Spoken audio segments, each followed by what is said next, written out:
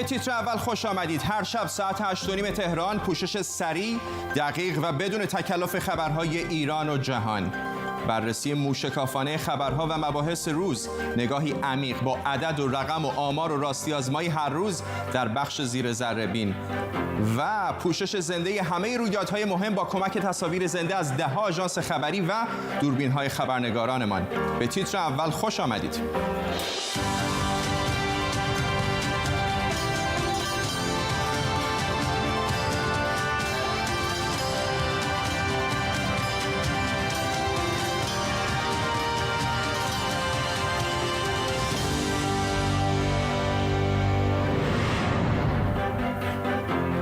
سلام بر شما، فرداد فرحزاد هستم و این قسمت صفر یا معرفی نامه برنامه تیتر اوله.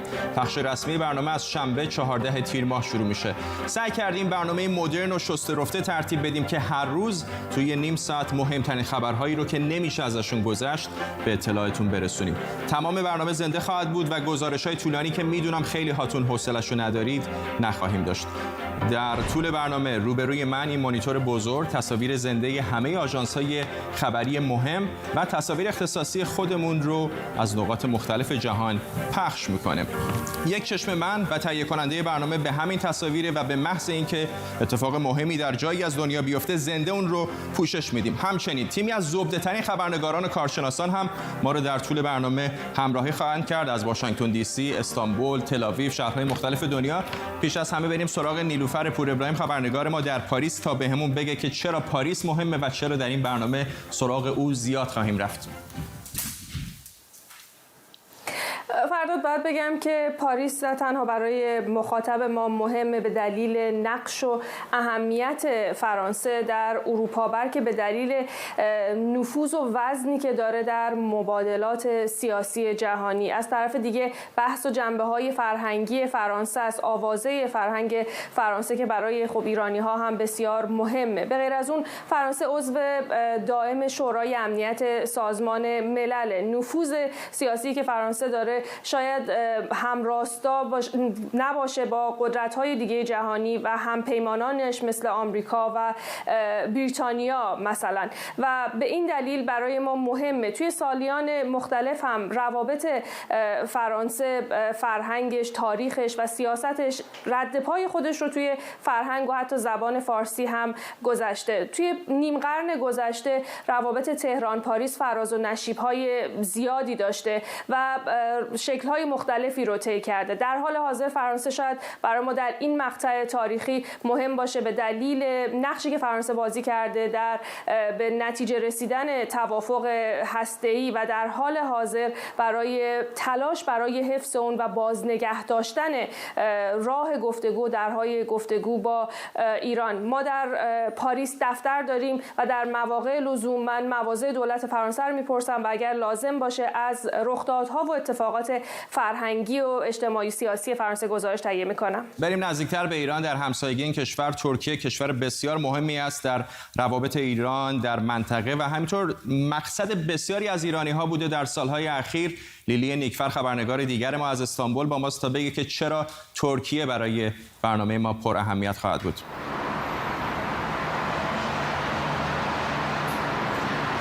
از اونجا که قراره در این برنامه خیلی سریع و دقیق باشیم، منم خیلی زود میرم سر اصل مطلب. اینجا در ترکیه از بیخ گوش ایران به لحاظ جغرافیایی هم‌مرز با ایران و خیلی نزدیکه. به لحاظ سیاسی روابط خیلی مهمی داره با ایران، با آمریکا، با روسیه و سایر کشورهای منطقه. به خاطر حضور نظامیش در سوریه و لیبی این روزها خیلی خبرسازه.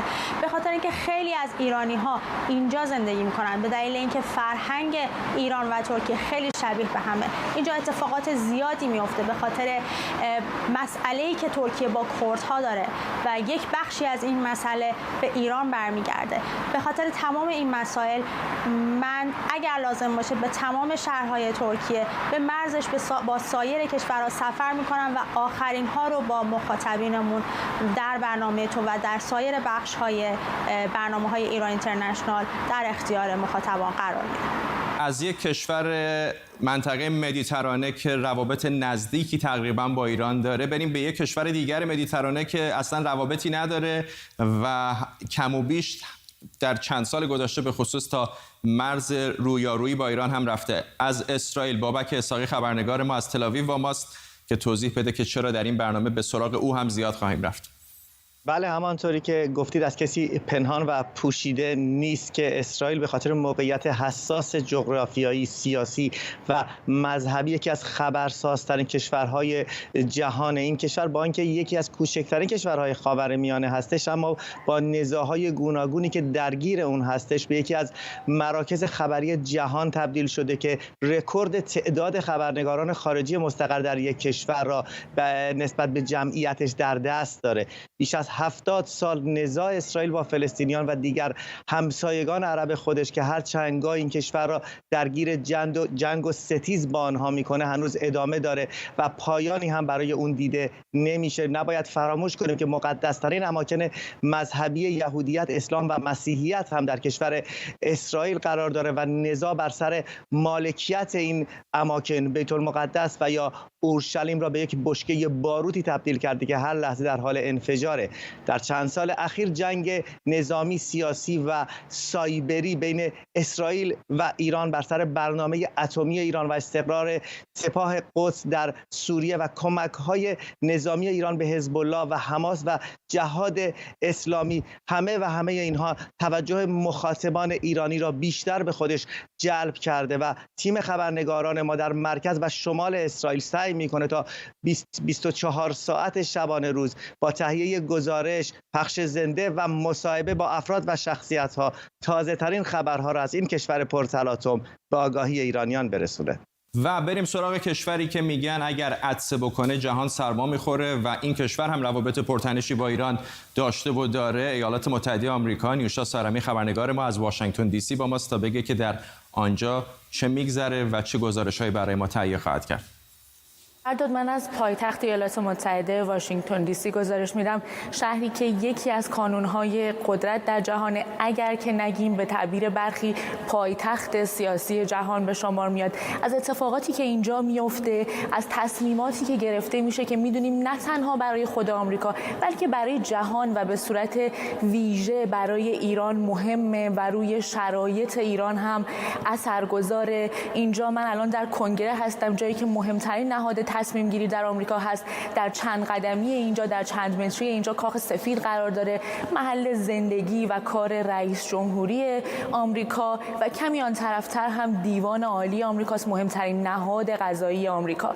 همچنین ما میدونیم که سازمان ملل هم در نیویورک قرار داره. ما در صورت لزوم به نیویورک سفر میکنیم، اتفاقات اونجا رو رصد میکنیم. دفتری که ما در واشنگتن دی سی داریم رو به گسترش یکی از بازوهای تلویزیون ایران اینترنشنال خواهد بود که ما بتونیم اینجا هم به اندازه لندن دست کم پررنگ باشیم و حضور داشته باشیم. من و همکارانم شبانه روزی اخبار واشنگتن، اخبار آمریکا رو رصد می‌کنیم، در تماسیم با نهادهای قدرت، میپرسیم نظراتشون رو و با بینندگان و کسانی که مخاطب ما هستن در میون میذاریم. انتخابات آمریکا پیش روی در ماه نوامبر یکی از رویدادهایی که چشم جهان بهش دوخته شده، ما اون رو هم لحظه لحظه گزارش می‌کنیم. ممنون از همه خبرنگاران ما. خبرنگاران دیگری هم هستند که در روزها و هفته‌های آینده ما رو همراهی خواهند کرد.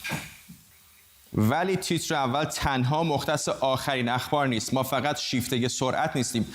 همیشه اصرار نداریم اولین کسی باشیم که خبر رو به خونه‌های شما میاره. در عوض چیزی که برامون مهمه اینه که قبل از اینکه خونتون رو ترک کنیم به درک بهتری از مهمترین قصه های روز رسیده باشیم.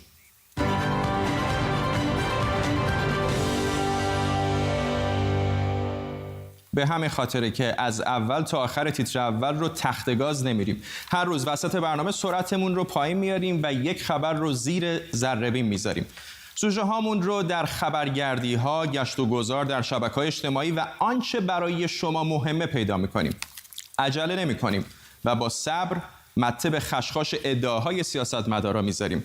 یا اگه اتفاقی در جایی از جهان بیفته که به اونجا اهمیت داره، به اونجا پرواز میکنیم. زیر پوست قصه میریم و سعی میکنیم ته و توش رو در بیاریم. هدف از بخش زیر ذره‌بین پیدا کردن تکه های گم شده پازل خبرها و گذاشتن اونها کنار هم تا با هم تصویر دقیق تری ببینیم.